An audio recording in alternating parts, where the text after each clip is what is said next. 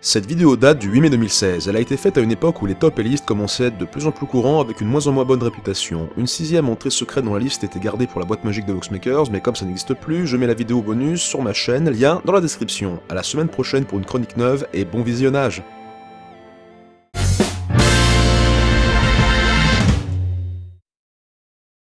Bonjour à toutes et à tous, ici l'Arbitre Moderne.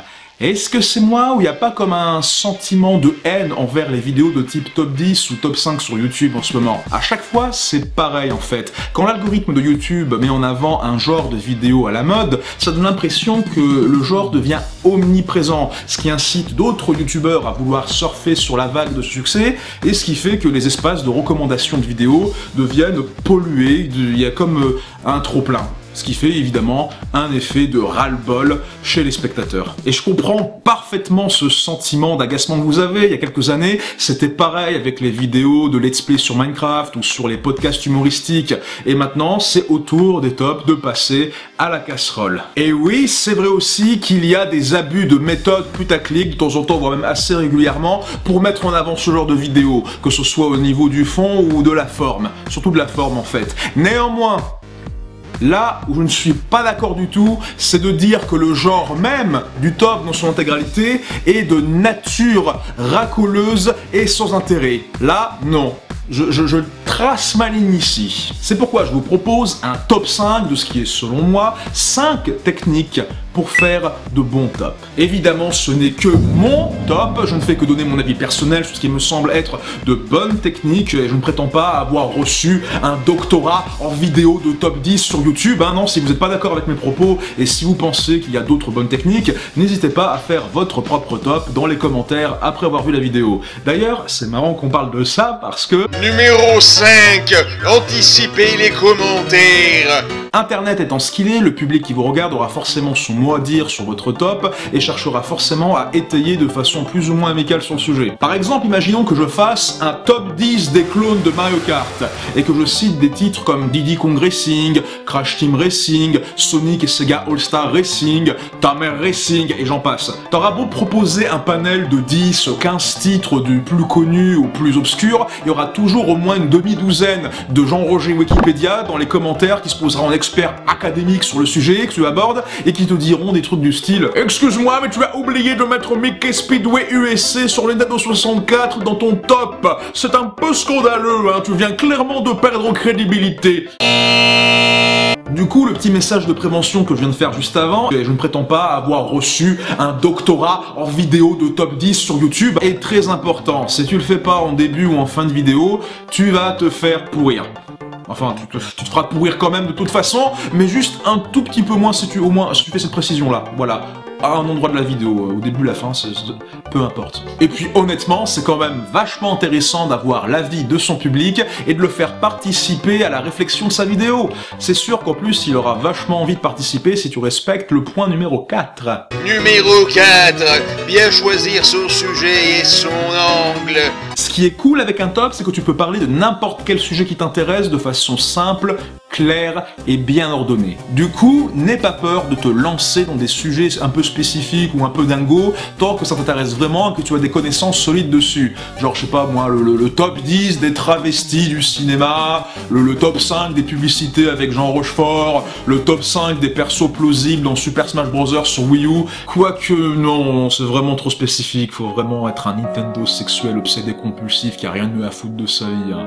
C'est important de bien choisir son sujet parce que comme ça tu es sûr de bien y mettre tout ton cœur et toute ta personnalité. Là où d'autres se contentent juste d'aller sur Wikipédia pour compiler des articles qu'ils sont trouvés là-bas, ou même d'aller sur BuzzFeed ou des pages de divertissement quelconque pour choisir des sujets impersonnels, bébêtes, racoleurs et sans fond.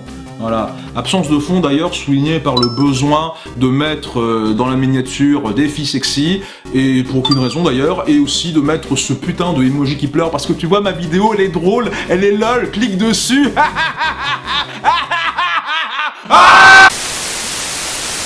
Et puis aussi l'angle, la façon dont tu perçois et abordes le sujet, qui est très important aussi pour éviter d'être hors sujet et rendre le spectateur confus sur tes intentions. Je te donne un exemple de sujet sympa mais pris du mauvais angle. Tu veux parler de grands films, mais tu décides de faire un top 10 des meilleurs films de tous les temps.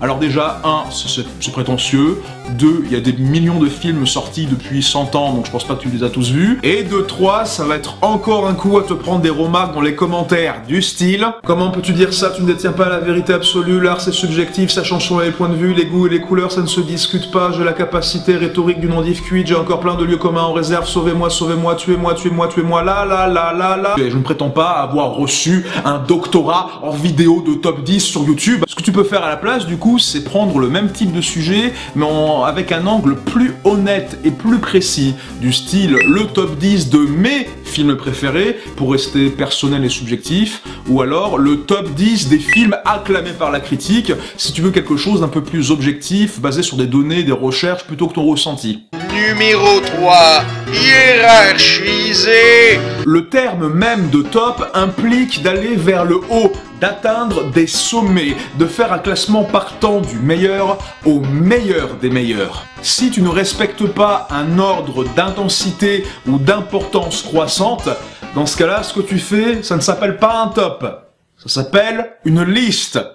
Désolé de te l'apprendre. Prenons par exemple Topito. En fait, c'est un site qui souvent porte assez mal son nom. La plupart du temps, leurs tops sont en fait des listes de trucs en vrac, dans le désordre, on sait pas trop pourquoi. Si je prends leur top 23 des questions où tu réponds toujours par non, je vois pas pourquoi en fait le numéro 7 serait spécialement avant le 19, ou pourquoi le numéro 1 serait avant le 12. Les chiffres ne sont même pas classés par ordre décroissant du dernier au premier, c'est dire, y a rien d'un top, mais vraiment. En guise de contre-exemple, désolé si ça fait égocentrique, sincèrement, prenons ma vidéo, le top 5 des blagues moisies du jeu vidéo.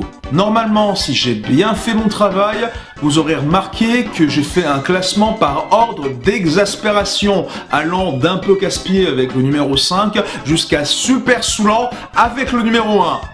À mon humble avis, je précise. Mais donner un avis, c'est une chose. Classer ses avis par ordre d'importance, c'en est une autre. Expliquer ses choix en détail, c'est encore une autre paire de manches. Numéro 2, étayer son propos. Comme je l'ai dit, c'est bien d'avoir un angle d'attaque pour sa vidéo et faire un classement par ordre d'intensité ou de qualité, mais les gens, ce qu'ils veulent savoir, c'est pourquoi. Pourquoi dans le top 10 des clones de Mario Kart, Diddy Kong est par exemple devant Crash?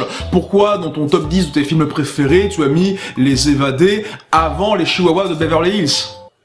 Mon Dieu, tu as des goûts extrêmement étranges. En fin de compte, ce que le spectateur veut vraiment, c'est connaître les raisons derrière tes choix. C'est pourquoi tu as le devoir de développer tes avis. Surtout quand c'est des choix extraordinaires du style...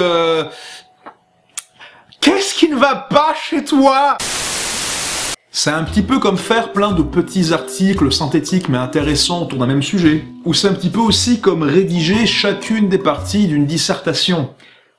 Et c'est là qu'on vient au numéro 1. Numéro 1, disserter et raconter. Mais oui, c'est bien sûr tous les points abordés jusque-là menaient vers ce moment clé. Anticiper les réactions des gens, choisir de bons sujets, écrire les choses dans l'ordre d'intensité en développant bien son discours, voilà une bonne vidéo de top en fait, c'est une dissertation déguisée, c'est une histoire camouflée. C'est comme faire un exposé en 5 parties, un discours en 10 paragraphes, ou peut-être même une pièce de théâtre en 5 actes, ou une série de 10 épisodes. Tu commences doucement, tu fais un petit peu monter la sauce comme ça au crescendo avant d'atteindre le grand final. C'est comme raconter une bonne histoire en fait, avec un début, un milieu qui développe et surtout une fin. Et la conclusion te satisfait car elle te semble être l'aboutissement logique de tout ce qui a été dit et fait auparavant. Tu te rends même compte qu'en fait rien n'a été fait au hasard et tu comprends qu'il y avait un message transmis par l'auteur. Tu peux même faire un petit discours en guise d'épilogue pour préciser ta pensée et expliquer la morale de fin de façon plus explicite. À savoir, les tops existent depuis très longtemps sur internet et c'est un format qui, entre de bonnes mains, peut être abordé de façon plus maligne qu'on ne le croit, sans sacrifier son aspect simple et accessible qui fait son succès. Les tops ne sont pas qu'une mode dégueulasse qui fait honte au paysage de YouTube, au contraire, ils resteront même tant que les gens arriveront à utiliser son format pour raconter des choses intéressantes. Mais il arrive que des fois, à la fin d'une histoire, plutôt que de se contenter d'une fin logique et prévisible, arrive alors un retournement surprise!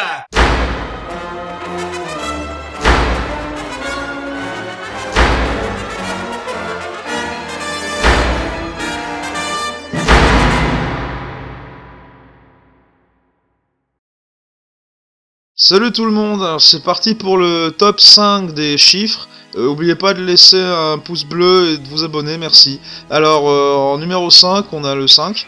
J'ai pas mis plus haut dans le classement le 5 parce qu'on dirait un vieux 6 qui s'est pété la gueule là. D'ailleurs sa tronche me rappelle un petit peu la forme d'un fauteuil roulant là sur les portes des chiottes. C'est pas cool. En numéro 4, on a le 4. Le 4 il me rappelle une épée des fois donc c'est bien, mais d'autres fois il me rappelle un parapluie mais avec un trou au milieu, et un parapluie avec un trou, bah quand il pleut, bah ça fait mal son travail, donc non. En numéro 3 on a le 3, alors c'est une moitié de 8, j'ai pas compris, en numéro 2 on a le 2, toujours la classe, normal, il est posé. Il est posé le 2. Et enfin, en numéro 1, nous avons les Chihuahuas de Beverly Hills. Putain, c'est quoi ça?